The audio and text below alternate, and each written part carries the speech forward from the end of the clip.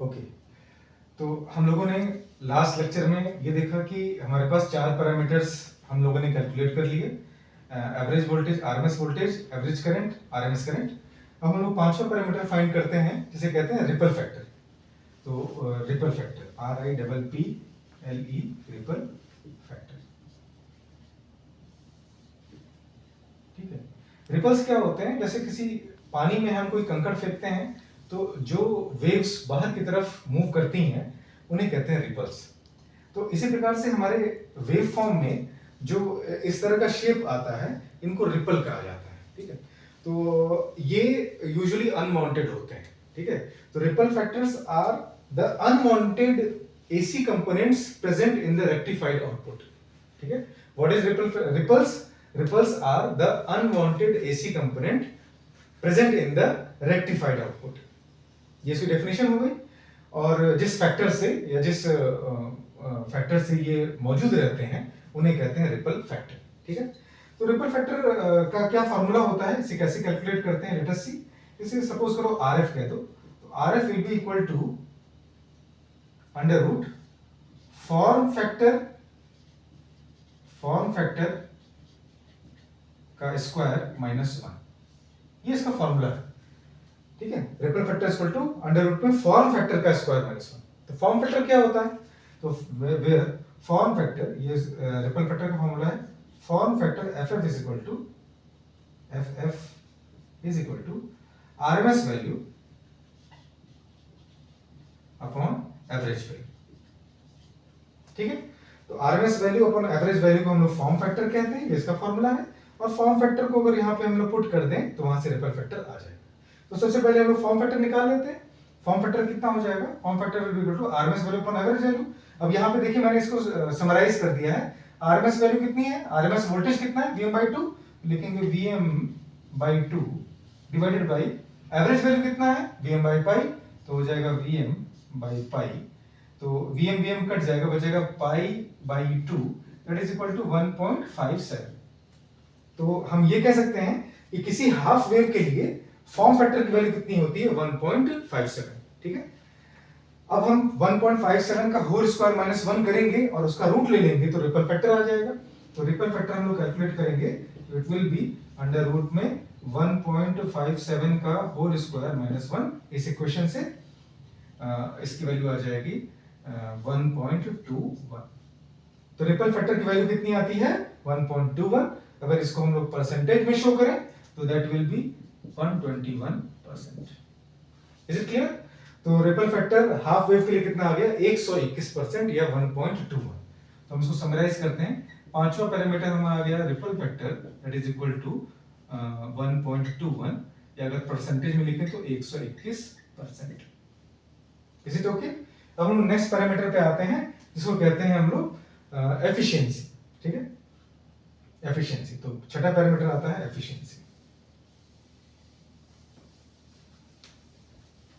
ठीक, efficiency. Sixth parameter is efficiency. अभी हम देखेंगे एफिशिएंसी कितनी होगी और मैक्सिमम एफिशिएंसी कितनी होगी। तो एफिशिएंसी को हम लोग मान लो एफिशिएंसी ही रिप्रेजेंट करें, लिखें, तो ये हो जाता है output DC power upon input AC power. Is it clear? Output DC power कितना हो जाएगा? आउटपुट DC पावर हो जाएगा, इट विल बी IDC का square into RL, I square R, power equal to I square R। तो DC power कितना हो जाएगा? DC करंट का स्क्वायर इनटू RL।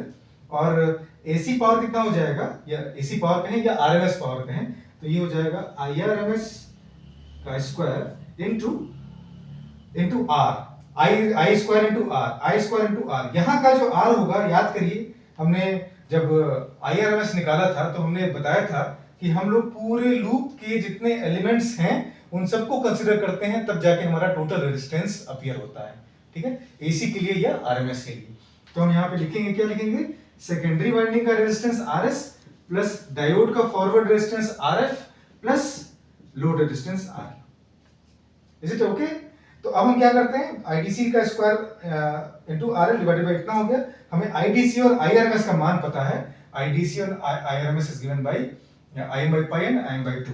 तो इसको सॉल्व करें, तो हम सॉल्व करने से पहले फिर से कंडीशन लगा देते हैं कि if we know that RS plus RF secondary winding का रेजिस्टेंस और डायोड का फॉरवर्ड रेजिस्टेंस लोड रेजिस्टेंस की तुलना में बहुत छोटा होता है, तो हम लोग इस पूरे टर्म को, इतने पूरे टर्म को इग्नोर कर सकते हैं। तो this will be equal to 0, बचेगा केवल RL कट जाएगा, तो बचेगा IDC का स्क्वायर अपॉन IRMS का स्क्वायर। IDC कितना दिया हुआ है Im by pi, तो हो जाएगा Im square upon pi square divided by IRMS का स्क्वायर। IRMS कितना हो जाएगा Im स्क्वायर अपॉन 4, तो Im का square upon 4। Im square cut जाएगा, बचेगा 4 अपॉन पाई स्क्वायर। जब इसको सॉल्व करेंगे तो यह आ जाएगी 0.405, ठीक है, 0.405 या इसको 40.5 कह सकते हैं। तो हम कहेंगे इस केस में जो ये वैल्यू आएगी, इसे हम लोग ईटा से रिप्रेजेंट करेंगे, एफिशिएंसी को ईटा से रिप्रेजेंट करते हैं। ईटा विल बी मैक्सिमम। अच्छा, अभी मैंने कहा था कि मैं एफिशिएंसी बता रहा हूं, एफिशिएंसी तो जनरल ये हो गया, लेकिन जब इसमें आपने ये कंडीशन लगा दिया कि RS और RS plus RF is very very small than RL and hence it can be ignored, तब ये एफिशिएंसी से मैक्सिमम एफिशिएंसी में कन्वर्ट हो गया। आप ही सोचिए कि अगर डिनोमिनेटर की कुछ क्वांटिटी कम हो जा रही है तो न्यूमरेटर की क्वांटिटी या कंप्लीट क्वांटिटी क्या हो जाएगी, बढ़ जाएगी। इसलिए हम कहते हैं कि एफिशिएंसी उस समय एफिशिएंसी ना होके मैक्सिमम एफिशिएंसी ईटा मैक्स बन जाएगा, ठीक है। तो ईटा मैक्स की वैल्यू कितनी आ गई 0.405, या इसको अगर परसेंटेज में शो करें तो अप्रोक्सीमेटली 40.5%। Is it okay? तो छठा पैरामीटर हमारा आ गया maximum efficiency, that is equal to 40.5%, ठीक। ये हो गया efficiency. Let us find the next parameter. Next parameter is peak inverse voltage, PIV, ठीक है। अब मैं इसको रब कर रहा हूं, हम लोग आते हैं 7th पैरामीटर पे, इसको कहते हैं PIV, पीक इनवर्स वोल्टेज। तो 7th parameter is peak inverse voltage, या इसी को PRV भी बोलते हैं कभी कभी। इसका फुल फॉर्म होता है पीक इनवर्स वोल्टेज, ठीक। कैसे कैलकुलेट किया जाए, ये क्या होता है?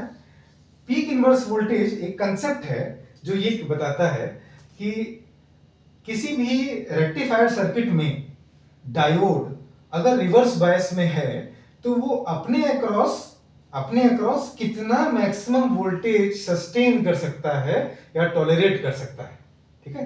तो what is peak inverse voltage? It is the maximum reverse voltage that can be tolerated by a diode in the reverse bias direction, reverse bias condition, ठीक है।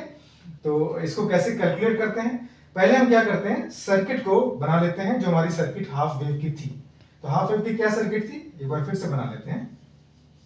मैं थोड़ा जल्दी बना रहा हूं ताकि आपकी भी जल्दी वाली प्रैक्टिस हो, ठीक। अच्छा, अब देखो मैं बना दूं डायोड और सर्किट बन गई, ओके। अब हम क्या करते हैं, किस केस में डायोड रिवर्स बायस में था?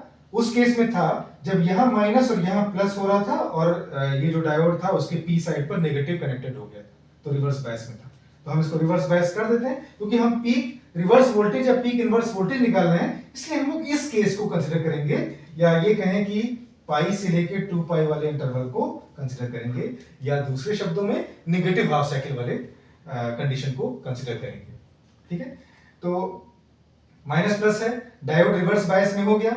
यहां पे वोल्टेज कितना था, Vm sin ओमेगा t, ठीक है। बाकी सारी चीजें आप लोग यहां मेंशन कर लीजिएगा, हमें बेसिकली इसी से काम है, इसलिए यहां पर हम इस पे फोकस कर रहे हैं। अच्छा, डायोड रिवर्स बायस में था तो ओपन सर्किट हो गया था, ठीक है। तो ओपन सर्किट कर देते हैं, diode is open circuit, done. अच्छा, यहां पे क्या था, RL था, और यहां के अक्रॉस का वोल्टेज कितना था, VOT, ठीक। हमने देखा कि ओपन सर्किट के केस में या रिवर्स बायस के केस में कोई करंट नहीं आती है, जिसकी वजह से आउटपुट वोल्टेज 0 आता है, ठीक है। तो इसका मतलब यहां पर वोल्टेज 0 है। अब मान लेते हैं कि यहां पर एक वोल्टेज है V डैश, ठीक है, सपोज कर लेते हैं V डैश। अब V डैश की जो पोलैरिटी है वो हम कुछ इस प्रकार से रखेंगे कि यहां पे माइनस हो जाए, यहां प्लस हो जाए, यहां माइनस यहां प्लस रखेंगे, क्यों रखेंगे ऐसे? क्योंकि माइनस प्लस रखेंगे तभी तो यहाँ का जो डायोड ऐसा लगा हुआ था, ये देखिए ऐसा लगा हुआ था, तभी तो ये रिवर्स बायस में रहा होगा और ओपन हुआ होगा, इसलिए हमने यहाँ पे माइनस और प्लस की पोलैरिटी रख ली है। ठीक, अभी डायोड हटा दीजिए। अब सिंपली इस लूप में केवीएल अप्लाई कर दीजिए। ठीक है, केवीएल अप्लाई करेंगे तो V डैश का मान आ जाएगा, और V डैश के मान के मैक्सिमम मान को या उसके पीक मान को ही हम लोग कहते हैं पीक इनवर्स वोल्टेज, PIV। ठीक है, तो सॉल्व करते हैं इसको। सिंपली केवीएल अप्लाई करेंगे, हो जाएगा minus Vm sin omega t plus V dash, और यहां पे तो कोई ड्रॉप आएगा ही नहीं क्योंकि आउटपुट वोल्टेज 0 आया है, इज इक्वल टू 0। पूरे लूप में केवीएल लगा दिए तो यहां से V डैश की वैल्यू आ गई Vm sin ओमेगा t। ठीक है, अब हमें क्या निकालना है? पीक इनवर्स वोल्टेज, मतलब LHS की मैक्सिमम वैल्यू। LHS की मैक्सिमम वैल्यू RHS की मैक्सिमम वैल्यू होगी। RHS में sin ओमेगा t है, साइन के सिग्नल का मैक्सिमम मान कितना होता है? 1, इसलिए पीक इनवर्स वोल्टेज का मैक्सिमम मान कितना हो जाएगा? यहाँ पे 1 हो जाएगा, और यहाँ पे मल्टीप्लाइड Vm है तो वैल्यू कितनी हो जाएगी? Vm। तो हम कहेंगे peak inverse voltage must be greater than equal to Vm। ठीक है, तो अगर आपसे पूछे, यहां पर कंक्लूड करें, कंक्लूजन पूछे कि आप बताइए कि हाफ वेव रेक्टिफायर में पीक इनवर्स वोल्टेज का मान कितना होना चाहिए, तो आप कहेंगे पीक इनवर्स वोल्टेज का मान Vm या उससे ज्यादा होना चाहिए। ठीक है, इसके पीछे एक कंसेप्ट ये है कि अगर आप मार्केट से डायोड परचेज करेंगे तो आपको ये कह के लेना पड़ेगा कि हमको एक ऐसा रेक्टिफायर बनाना है जिसमें Vm वोल्टेज तक का पीक वैल्यू चाहिए। तो वो कहेगा कि ओके, तो आप कितने वोल्टेज का चाहिए आप डायोड लेंगे? तो आप कहेंगे हमको Vm से ज्यादा का दीजिए। तो अगर आपको 5 वोल्ट डीसी बनाना होगा तो आप कहेंगे कि हमें 6 वोल्ट का दो या 8 वोल्ट का दो। अगर वो आप 8 वोल्ट का लेंगे तभी सेफली आप ऑपरेट कर पाएंगे और आपका जो रेक्टिफायर है वो डैमेज नहीं होगा। अगर आप केवल फिक्स 5 Vm वोल्टेज का ही परचेज कर लेते हैं या फिक्स 5 वोल्ट का ही परचेज कर लेते हैं तो आपको Vm नहीं मिल पाएगा और प्रॉब्लम आ जाएगी, उसमें डायोड खराब हो सकता है। ठीक है, तो हम 7 पैरामीटर को हमें मेंशन करते हैं, that will be PIV and that must be greater than equal to Vm। ठीक है, 8th पैरामीटर को मुझे अलग से बताने की आवश्यकता नहीं है, मैं डायरेक्टली इसकी वैल्यू बताता हूं, आप भी डायरेक्टली इसकी वैल्यू नोट कर दीजिएगा। एक फैक्टर होता है जिसको कहते हैं ट्रांसफार्मर यूटिलाइजेशन फैक्टर। ठीक है, I am telling transformer utilization factor, transformer utilization factor. ठीक है, और इसका मान आता है 0.286, या अगर परसेंटेज में शो करें तो ये वैल्यू आती है 28.6%। टफ या ट्रांसफार्मर यूटिलाइजेशन फैक्टर क्या बताता है इसको समझ लेते हैं एक लाइन में, कि ट्रांसफार्मर के कितने पार्ट को या कितने उसके हिस्से को यूज किया गया, कितना यूटिलाइज किया गया। तो ट्रांसफार्मर के कितने वोल्टेज को या कितने पावर को यूज किया गया है, यूटिलाइज किया गया है, वो एक फैक्टर होता है जिसे कहते हैं ट्रांसफार्मर यूटिलाइजेशन फैक्टर। इसका मान कितना आता है? 28.6। तो इस तरह से 1 से लेके 8 तक के जितने पैरामीटर्स हैं ये सभी आपको आना चाहिए, आपको याद भी होना चाहिए और साथ साथ आपको निकालना भी आना चाहिए, जैसे कि मैंने आपको पिछले लेक्चर और इस लेक्चर में अभी तक बताया है।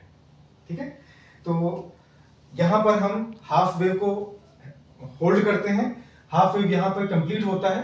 हाफ वेव में और डिफिकल्ट जो इससे ज्यादा डिफिकल्ट चीज क्या बन सकती है कि वो पूछ सकते हैं कि अगर डायोड आइडियल ना हो कि प्रैक्टिकल हो तो क्या होगा। ठीक है, ऐसा अभी तक पूछा नहीं गया है फर्स्ट ईयर लेवल पे या बेसिक इलेक्ट्रॉनिक्स लेवल पे, तो हम इस चीज को इग्नोर करते हैं। अदरवाइज आप कंसेप्चुअली जब हम सॉल्व करेंगे जिसमें सिलिकॉन डायोड या जर्मेनियम डायोड लगे होते हैं तो हम सिंपली 0.7 या 0.3 का ड्रॉप लेकर आउटपुट वोल्टेज में आएंगे। तो आउटपुट वोल्टेज कितना हो जाएगा उस केस में? VOT हो जाएगा Vm sin omega t minus 0.7। ठीक है, किस केस में? अगर डायोड सिलिकॉन से बना होगा, और अगर जर्मेनियम से बना होगा तो क्या हो जाएगा? Vm sin omega t minus 0.3। ठीक, ओके, तो इस तरह से हम इसको कंप्लीट करते हैं। ये हमारा हो गया हाफ रेक्टिफायर। अब हम लोग नेक्स्ट लेक्चर में आते हैं तो हम लोग फुल रेक्टिफायर को उठाते हैं और कंप्लीट करते हैं, ठीक है, जिसमें हम लोग centre tap transformer flow rectifier और bridge tap flow rectifier complete करेंगे। Okay, thank you.